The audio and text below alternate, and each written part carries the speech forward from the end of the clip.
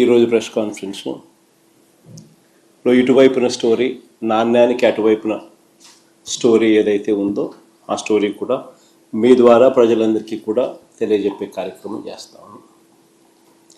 మొట్టమొదటి topic Rayalaseema lift irrigation సంబంధించి.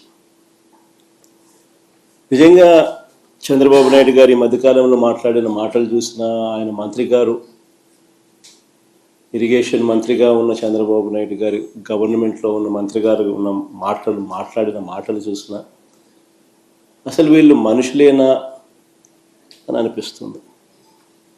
ఎందుకంటే ప్రతి మాట రాక్షసులను గుర్తు చేస్తుంది. రాయలసీమ లిఫ్ట్ ఇరిగేషన్ పనులను ఆపేయాలి అని అంటూ ఏకంగా తెలంగాణ ముఖ్యమంత్రి గారు అసెంబ్లీలో క్లోజ్ డోర్ మీటింగ్లో తాను అడిగానని, తన మీద గౌరవంతో చంద్రబాబు గారు ప్రాజెక్టును ఆపేశారు అని ఏకంగా తెలంగాణ ముఖ్యమంత్రి తెలంగాణ నిండు అసెంబ్లీ సభలో వాళ్ళ రిలేషన్షిప్ గురించి, చంద్రబాబు నాయుడు గారు రాష్ట్రాన్ని ఎలా అమ్మకానికి పెట్టారు అన్న వాస్తవాల గురించి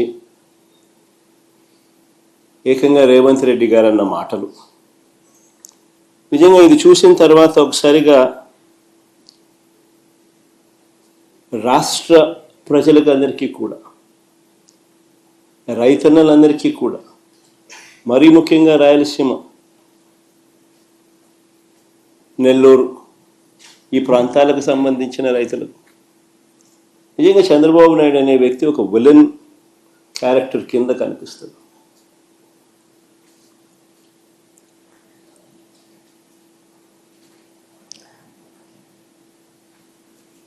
ఆ కుర్చీలో చంద్రబాబు నాయుడు గారు ముఖ్యమంత్రిగా కొనసాగుతూ తన సొంత రాష్ట్రాన్ని ఏ రకంగా తాకట్టు పెట్టాడు,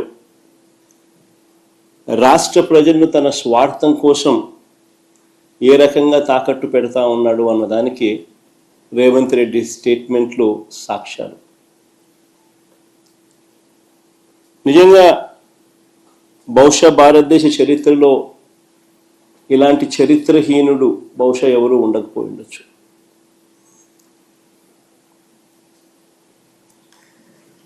చంద్రబాబు నాయుడు గారు, ఆయన ఇరిగేషన్ మంత్రి ఇద్దరూ కూడా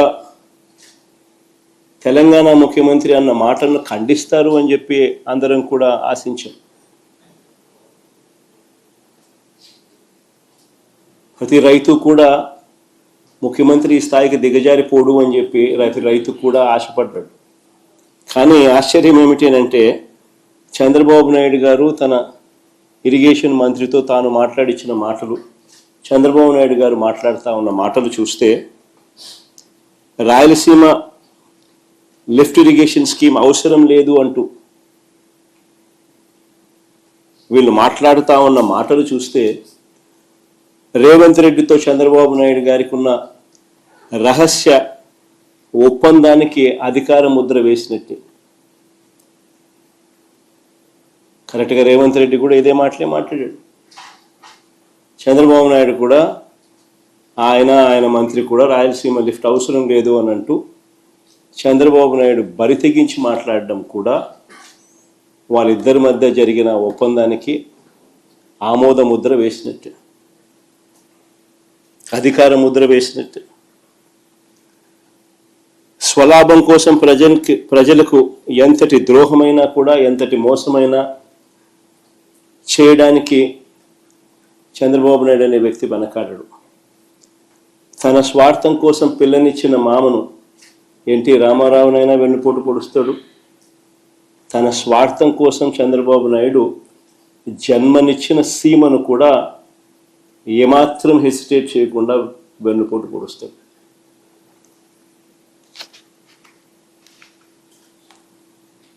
నిజంగా రాయలసీమ లిఫ్ట్ అన్నది ఒక గొప్ప ఆలోచన, ఒక గొప్ప ఉద్దేశం ఈ రాయలసీమ లిఫ్ట్ ప్రాజెక్టు వెనకాల ఉన్నమాట. కరువు కోరల్లో చిక్కుకుని ఉన్న రాయలసీమ ప్రాంతం, వ్యవసాయం ప్రశ్నార్థకరం అయిన పరిస్థితులు, తాగడానికి మంచినీళ్ళు కూడా ఒక్కొక్కసారి దొరకని పరిస్థితి.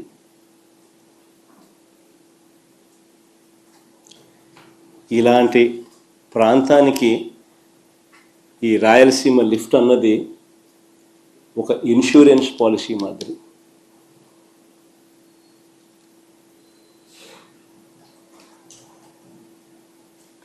రాయలసీమకు, నెల్లూరుకు, చెన్నైకి ఇది సంజీవిని వంటిది.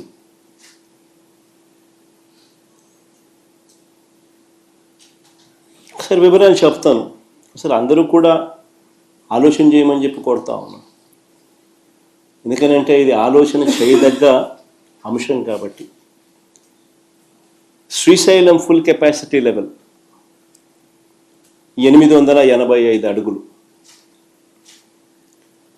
శ్రీశైలం నుంచి రాయలసీమకు, నెల్లూరుకు, చెన్నైకి నీళ్లు ప్రవహించే పోతిరెడ్డిపాడు హెడ్ రెగ్యులేటర్ సిల్ లెవెలే, అంటే బాటమ్ మోస్ట్ లెవెల్ సిల్ లెవెలే 841 అడుగుల్లో ఉంది.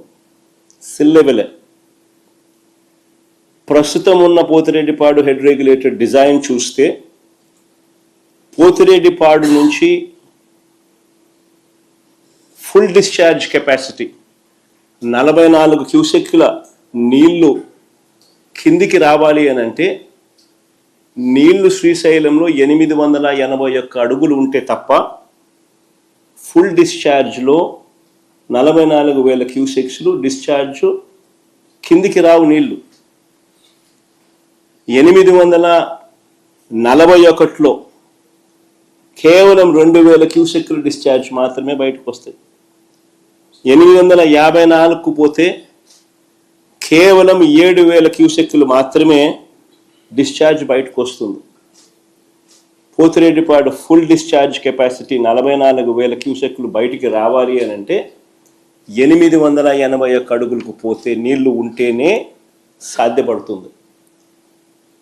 Srisailam full capacity level 885.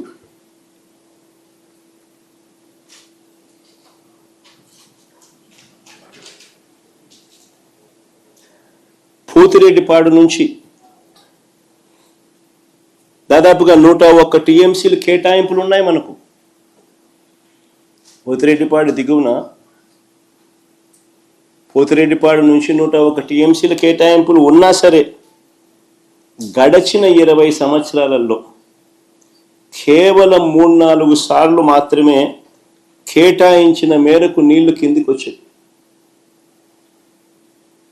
ఇది వాస్తవం.